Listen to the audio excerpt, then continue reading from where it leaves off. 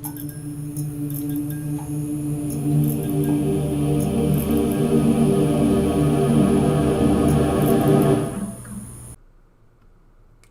right, so we're working on a Gothic portrait today, and I am quickly sketching out the general proportions.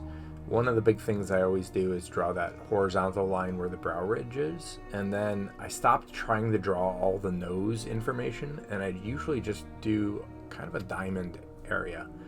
And that diamond helps me kind of define the shadow, and then it's just a matter of, putting in shadows and all the other things as well. Now, one of the things here is it looks very old, but I'm drawing in kind of where the facial features go, so like the skull, and where the nose comes down around the jaw. In 3D, these are called edge loops, and basically they are like laugh lines and things like that. And I draw them, even though it's really old, makes it look old. I'm kind of putting them in there to figure out what I want to do. And I'm using a lot of different colors. I'm using purples and greens and stuff like that. And I'm doing a top-down lighting, so I'm essentially taking this and putting my base colors, and then I'm blurring it. And it just gives me kind of an out-of-focus look. Same thing as squinting. And then I create a new layer, and I do the same thing. I'm using this just to kind of build up the forms, and that's ultimately what I'm doing here, is just kind of working on building up the forms. And even though this isn't like 100% defined and stuff like that, I'm not staying within the lines. I'm not worried about the lines. I just want to try and get the form of things, and a lot of that is just filling in color.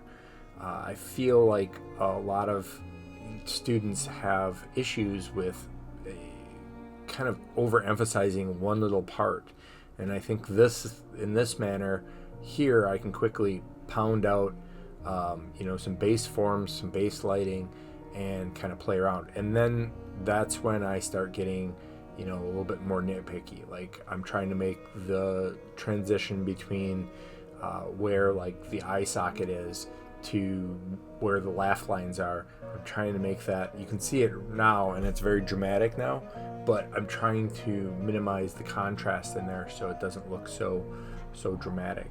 And you'll see me kind of playing around with that as I do this.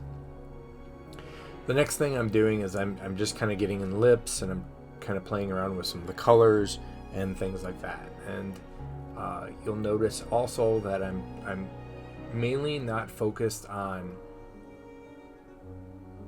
little parts, but I'm just trying to get in like highlights, shading areas where things tend to like blow up a little bit more or a little bit thicker, and where the shadows are and things like that. And so those are things that I'm definitely trying to really reinforce. And you'll notice me kind of going in and kind of carving around and adding a little bit of shadow to bring out the nose. I'm also going back in and smoothing it out, because anytime I have a hard surface edge like that, it generally tends to look very harsh, and you don't get that natural kind of form. So as you can see here, I'm just kind of pushing in some very basic hair. I'm using the lasso tool, and in Photoshop I use the lasso tool quite a bit to just kind of block in my existing shapes. And you can see already, looking at the thumbnail in the corner, you can see already that it's a huge difference. And I'm keeping that thumbnail on, or I'm basically keeping that lasso on, so I don't have to worry about where going outside the lines, so I don't have to clean that up later. And you can see here I'm just kind of trimming out the neck, and I didn't like the trim, so I pull it back in. It's all these conscious decisions you have to make as you do this. Now you'll notice I have 4 different layers here really. I have the line work, and then I have the initial color, and then I create a new layer, paint on top of it, and then I'll collapse it into the next layer. It's just kind of my safety net, so that way I'm not like jumping down a direction and decide, oh, I don't like this, and then have to try and refix what I'm doing. When I'm doing oil paints, this is kind of the same thing. You don't get those undos, and I think that's one of the big things that I've kind of learned over the years is just to stay away from my undo button. It's nice for one or two things, but don't rely on it, because it'll never be there for you when you need it. And so with this, you can see here that I'm really trying to get that. I'm putting a little bit more attention in the mouth, trying to get that form around the mouth. It's right now it's too dark. It doesn't have the structure, if you will, and so you'll see that I'm going in and I'm painting and kind of pushing and pulling those values. That was like, so right now you can see I'm doing it again, and I'm kind of trying to round that out and smooth it out, and then I'm using the smudge tool. And I don't often use the smudge tool.